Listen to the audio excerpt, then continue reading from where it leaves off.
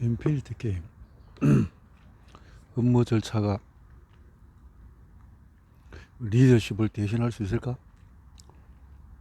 나는 예전에 큰 광고 회사를 일했다. 회사에서 입사한 지 1년이 지났을 때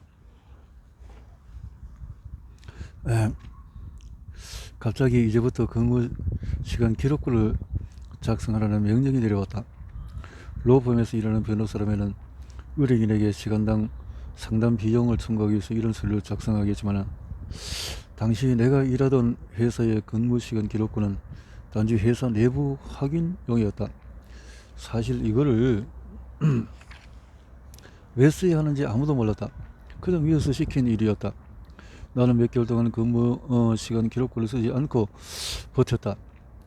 회사에서 내가 업무 시간을 어떻게 쓰고 있는지 궁금해 한다고 해도 내가 활동받은 고객사 한 곳 업무를 처리하는 데 업무 시간의 100%를 사용한다는 보고는 아무런 의미가 없다고 생각했기 때문이다.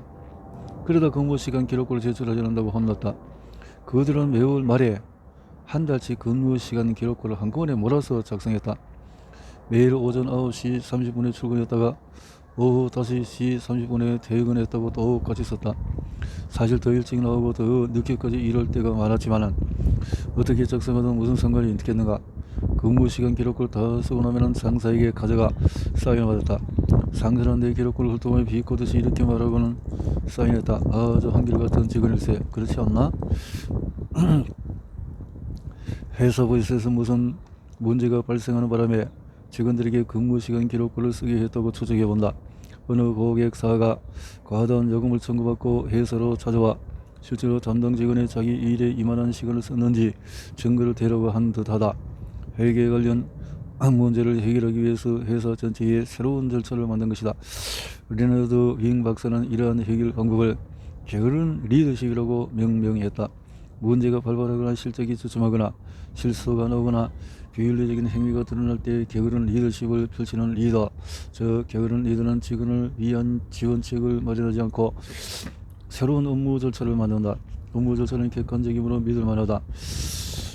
여기이기 때문이다. 보통 직원보다도 절차를 신뢰하기가 쉽다고 생각한다. 응 박사는 이렇게 설명한다. 새로운 절차를 따르게 하면 항상 원하는 결과가 나오게 만들 수 있다. 절차를 정하는 순간에 기업의 신호등에 파란불이 들어온다. 하지만 그 결과가 진실이 아닐 수가 있다. 리더가 상황을 올바르게 판단하지 않고 절차만 만든다면 윤리적 태색은 멈추지 않는다. 이런 도덕적 윤리적인 기준이 높은 조직에서도 마찬가지다. 군인들은 자신이 평균적으로 일반 대중보다도 정직하고 도덕성이 높다고 생각한다. 대중도 그렇게 생각한다. 하지만 꼭 그렇지만은 않다.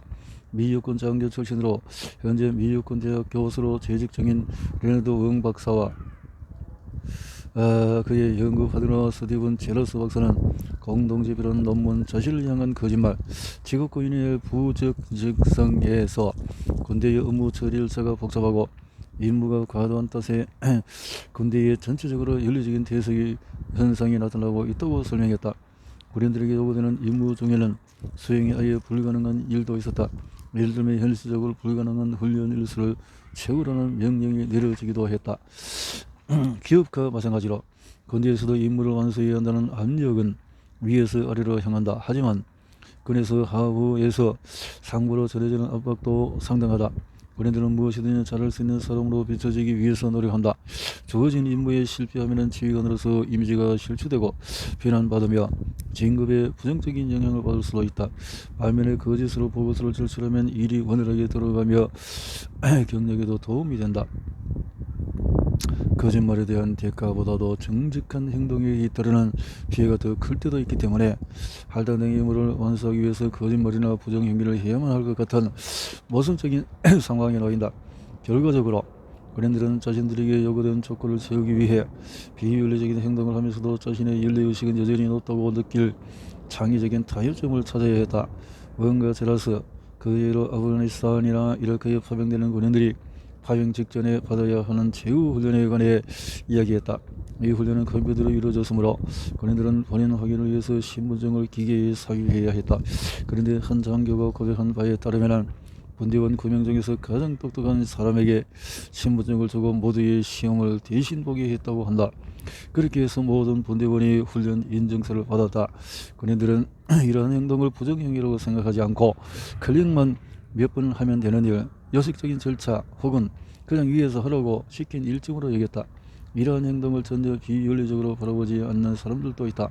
내가 근무 시간 기록부를 사소하게 여겼듯이 너무나 자질구레한 일이라 윤리적인 기준을 적용할 필요도 없다고 느끼는 것이다. 마치 약속을 취소하면서 상대방에게 집에 일이 생겨서 오늘 만나기 어렵겠다라고 거짓말하는 상황과 같다. 사실 집에는 아무 일도 생기지 않았지만 상대의 감정을 상하게 하고 싶지 않을 뿐이다. 거짓말이긴 하지만 선의 거짓말이고 중대한 일도 아니므로 자신이 정직한 사람이라는 사실은 변하지 않는다고 생각한다. 하지만 이러한 사소한 윤리 위반이 조직 내에 만연해지면 윤리적인 퇴색의 징조가 된다. 이미 설명한 바와 같이 윤리적인 퇴색이란 비윤리적인 행동을 하면서도 자신이 윤리적이고 도덕적인 사람이라고 믿는 것이다. 기업에서와 마찬가지로 군대에서도 이런 작은 위반 행위들이 대정의 손가락질을 받는 큰 사태로 확정이 된다면 군인들은 실제로 처벌받을 수도 있다. 여기서 엄청난 역설이 하나 등장한다. 이완게임 사고방식으로 빚어진 윤리적인 퇴색 현상을 타개하기 위해서 이완게임식 해결책을 적용하면 윤리적인 퇴색 현상은 더욱 심화된다. 조직 문화를 개선하기 위해서 업무 구조를 복잡하게 만들고 절차를 강화하면 보통 부정행위가 더욱 만연해지며 작은 거짓말은 큰 거짓말이 된다. 그리고 비윤리적인 행위가 정상적으로 여겨지기 시작한다. 게으른 리더는 나쁜 리더 혹은 나쁜 사람을 완고하게 돌려서 말한 표현이 아니다. 이런 운동을 하지 않는 사람이 나쁜 사람은 아닌 것과 같다. 게으른 리더도 정말 좋은 의도로 비즈니스 의사결정을 내리는 경우도 많다. 이렇게 군대같이 윤리의식을 중요하게 여기는 곳에서도 윤리적인 퇴색이 일어난다면 그것은 어디서나 일어날 가능성이 있다는 의미이다. 윤리적인 퇴색을 없애는 혹은 예방하는 최고의 해결책은 무한게임 사고 방식이다. 사람은 사회적인 동물에서 전 환경에 따라서 다르게 행동한다. 무한게임 리더는 윤리적인 퇴색이 일어나지 않는 건강한 기업 문화를 만들려면 인내와 노력이 필요하다는 점을 안다.